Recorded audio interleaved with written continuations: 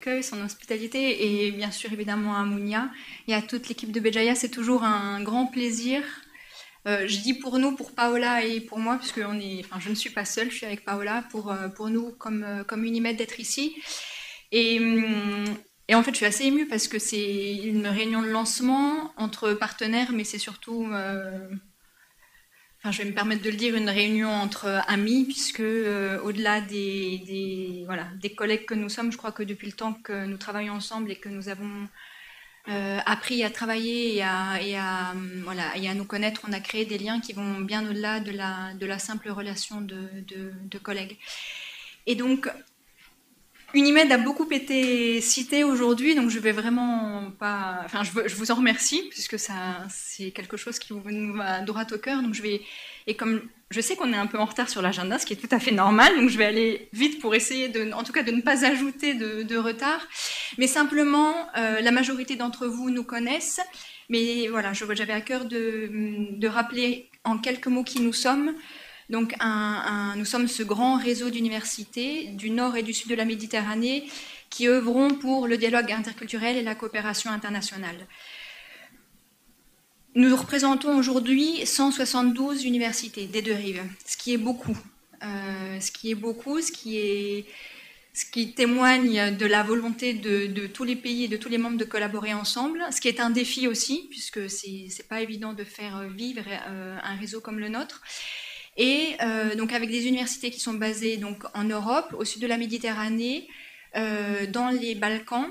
au Moyen-Orient et depuis quelques années aussi en Afrique subsaharienne avec l'université de Nouakchott, puisque Unimed est un réseau qui aussi prend en considération la dimension géographique et le rôle de pont que les universités maghrébines peuvent jouer aussi avec le reste du continent africain.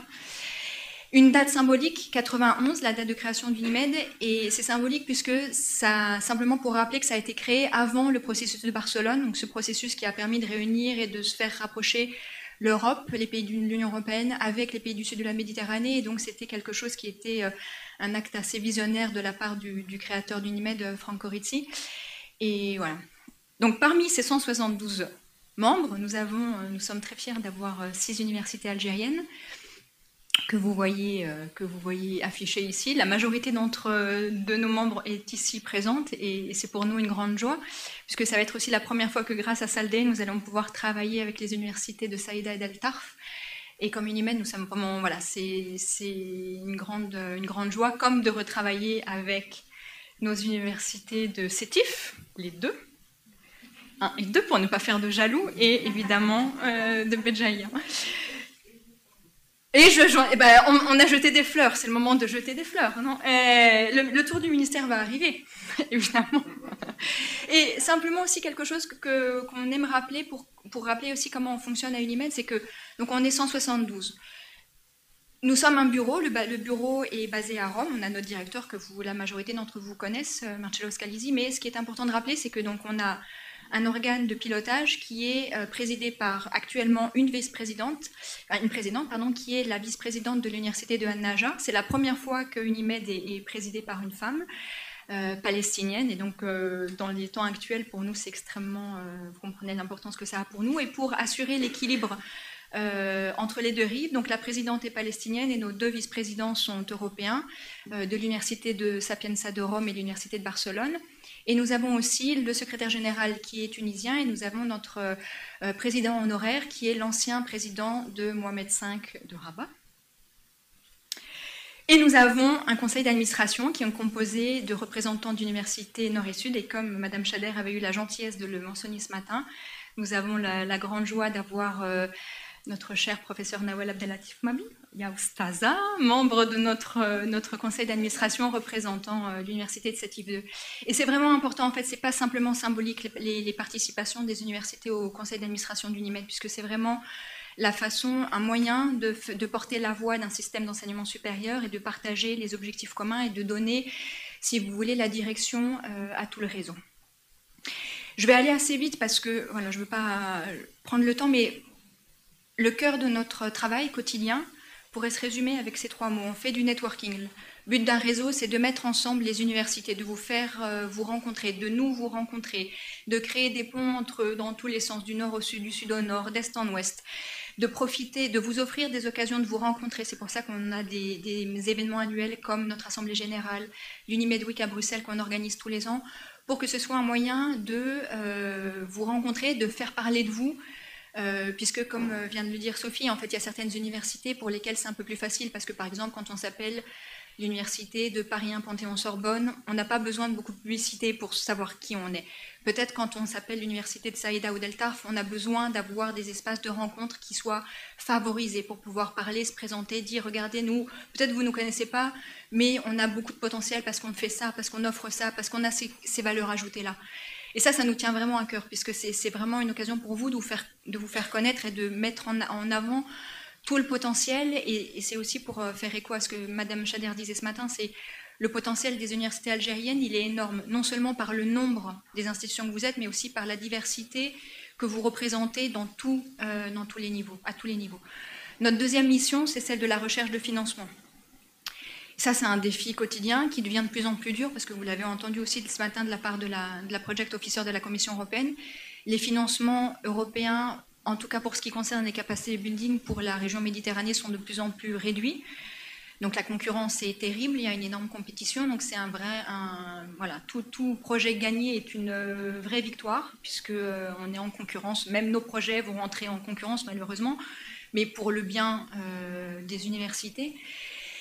On essaye depuis aussi quelques années à Unimed de diversifier la source des financements, donc c'est pour ça qu'il y a un gros travail de rencontres, de sensibilisation qu'on fait auprès d'autres acteurs que la Commission européenne pour essayer de trouver des financements qui nous permettent de diversifier les activités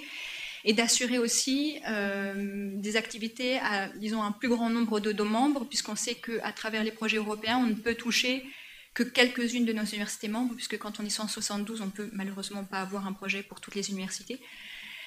Et c'est un travail compliqué, mais voilà, donc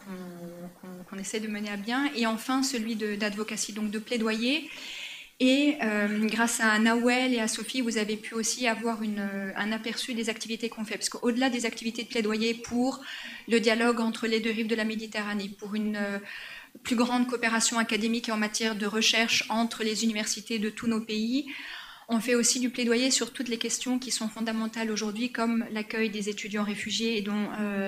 Nawel et Sétif 2 avaient porté le projet CIRES, ou le projet SAFE qui a été mentionné récemment, ou l'initiative de TESI pour offrir aux étudiants palestiniens et aux étudiants de Gaza des moyens d'avoir un accès à l'enseignement supérieur malgré la situation. Voilà, Unimed, c'est pas seulement les projets, c'est aussi se faire le porte-parole de toutes les questions, de tous les enjeux qui touchent nos pays et nos universités. Ah oui, et ça c'est pour faire écho à ce que disait Monia ce matin, mais vraiment je dis juste un mot, c'est que pour affronter tous les défis qu'on aimerait relever, alors on est fort, on est 172 universités, mais on a aussi besoin de l'aide d'autres organisations, et c'est pour ça que nous aussi, comme Unimed, en fait, on crée des partenariats avec d'autres institutions pour pouvoir, si vous voulez, avoir une force de frappe plus grande, puisque quand on est plusieurs, on arrive à aller un peu plus loin. Et donc voilà, c'est ce que vous faites vous entre universités, nous on essaye de le faire en tant que réseau avec d'autres institutions. Bon, voilà, je vais passer sur les priorités stratégiques parce qu'on aura le temps d'en parler, mais je voulais m'arrêter sur cette slide pour vous dire pourquoi nous on est là, à la fois dans Salday, mais pourquoi on est là tout court. C'est que donc voilà, vous l'avez compris, la première université algérienne qui a adhéré à Unimed a adhéré dès la création de l'association, donc en 91. Et depuis, le nombre d'universités a augmenté et on en est ravis. Et en 2003, l'Assemblée générale d'Unimed avait été organisée à Alger, ce qui était un événement assez important dans la vie de notre organisation. Et ensuite, vous voyez tous les projets auxquels on a contribué. Donc il y a des projets qui ont été portés par nous, mais surtout les projets qui ont été portés par nos partenaires. Et on a déjà parlé de CIRES, Madame Chader, Nawel en ont parlé, qui avait été un magnifique projet sur l'intégration des étudiants réfugiés.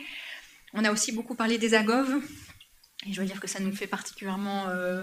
plaisir, puisque c'était un projet qui a été extrêmement important pour notre, disons, nous à Unimed, puisque c'était un projet qui a extrêmement bien fonctionné, mais pas par nous, j'ai envie de dire, enfin pas seulement grâce à nous, mais en fait surtout parce que le partenariat avait été extrêmement...